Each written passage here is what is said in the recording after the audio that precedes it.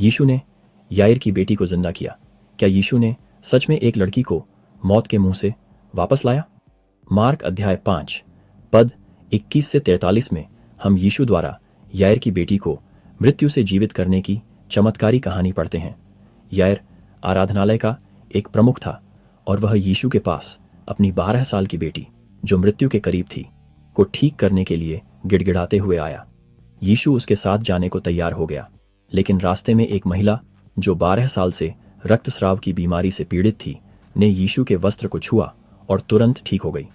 इस छोटी सी देरी के कारण संदेश वाहकों के पास पहुंचने और याईर को यह बताने का समय मिल गया कि उसकी बेटी मर चुकी है।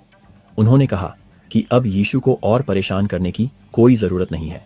हालांकि यीशु ने याईर को यह कहते हुए प्रोत्साहित किया, डरो मत, केवल विश्वास रखो। वह पतरस, याकूब और यूहन्ना को अपने साथ लेकर याईर के घर गया। जब वे वहां पहुंचे तो उन्होंने लोगों को विलाप करते और जोर जोर से रोते देखा।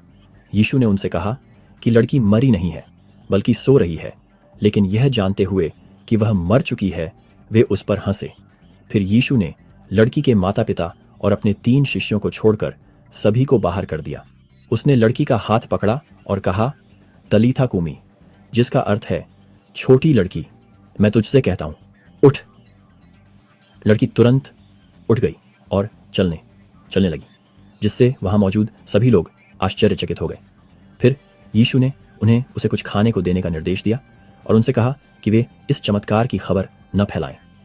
यह कहानी जीवन और मृत्यु पर यीशु की दिव्य शक्ति को शक्तिशाली ढंग से प्रदर्शित करती है।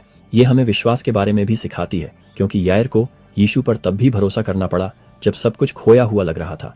याईर की बेटी को जीवित करने का चमत्कार यीशु के अपने पुनरुत्थान और उसके इस वादे को दर्शाता है कि उसके माध्यम से एक दिन सभी को जीवित किया जाएगा। यह वृत्तांत इस बात का प्रमाण है कि यीशु के साथ कुछ भी असंभव नहीं है और उस पर विश्वास मृत्यु के सामने भी आशा लाता है।